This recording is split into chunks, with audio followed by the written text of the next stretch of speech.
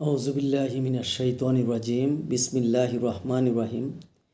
পরম করুণাময় অসীম দয়ালু আল্লাহর নামে শুরু করছি, যিনি সমস্ত আলমের রব। আল্লাহ পাক তার পবিত্র কালামুল্লাহ শরীফে সূরা লুকমানের 15 নম্বর আয়াতে ঘোষণা করেছেন, ওয়াত্তাবি সাবিলা মান আনাবা ইলাইয়া। যারা বিশুদ্ধ চিত্তে আমার অভিমুখী হয়েছে তাদের পথ অনুসরণ করো। যার হৃদয় পবিত্র, যে নফসের পরিশুদ্ধতা যার মধ্যে আছে, যিনি নফসকে পরিশুদ্ধ করে পরিশুদ্ধ হৃদয়ে পরিশুদ্ধ চিত্তে আল্লাহর অভিমুখী হয়েছে, তার পথ অনুসরণ করার জন্য, তাকে অনুসরণ করার জন্য আল্লাহ পাক নির্দেশ দিয়েছেন। এখানে একটি পথ বেরিয়ে আসছে, সেটা হলো যারা আল্লাহর অভিমুখী হয়েছে বিশুদ্ধ চিত্ত নিয়ে, তার পথ অনুসরণ করার জন্য আল্লাহ পাক নির্দেশ দিয়েছেন। এখানে একটা পথ, তাহলে অবশ্যই এই পথটি সহি শুদ্ধ পথ।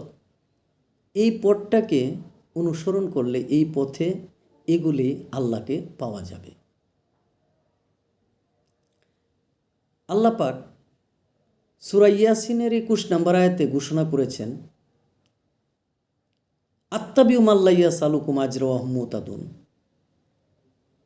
অনুসরণ করো তাদের যারা তোমাদের কাছে কোনো প্রতিদান চায় না এবং যারা সৎপথ প্রাপ্ত। তাহলে এখানেও একটা পথ এসেছে। যারা সৎপথ প্রাপ্ত, যারা আল্লাহ পাকের পথ পেয়েছে, তাদের পথকে অনুসরণ করার জন্য আল্লাহ পাক নির্দেশ দিয়েছেন। এবং এই দুটি আয়াতেই আল্লাহ পাক পথ দেখিয়ে দিয়েছেন, কোন পথে আমাদেরকে এগোতে হবে, কোন পথ আমাদেরকে অনুসরণ করতে হবে, কোন পথে কোন রাস্তায় এগুলে আমরা আল্লাহ পাককে পাব, আমরা নিজেরাও পরিশুদ্ধ হতে পারব, আমরা নিজেরাও কামিয়াব হতে পারব। সেই রাস্তা, সেই পথ আল্লাহ পাক এই দুই আয়াতেই দেখিয়ে দিয়েছেন।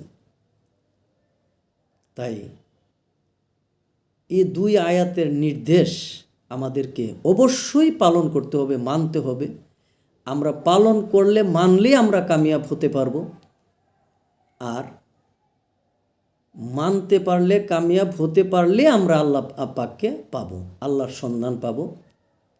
এজন্যেই আমরা বেশি বেশি আল্লাহর কাছে কামনা করব যেন আমরা অবশ্যই এই দুই পথ, এই পথের সন্ধান আমরা যেন পাই, আমাদের যেন ভাগ্যে এই পথ নসিব হয়, আমাদের ভাগ্যে যেন এই পথ